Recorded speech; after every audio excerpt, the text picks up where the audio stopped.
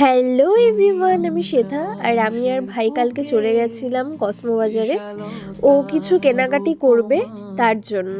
বিয়ে বাড়ি থাকলে শুধু মেয়েরাই ভাবে না যে কি পরবো, ছেলেরাও ভাবে।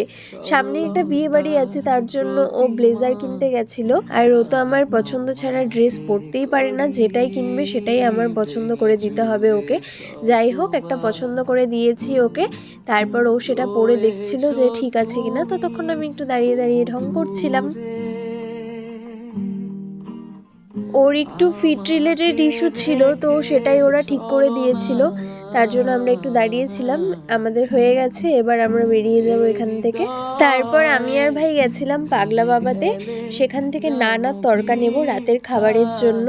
আমি দাঁড়িয়ে দাঁড়িয়ে নান বানানো দেখছিলাম, কি ভালো লাগে না দেখতে।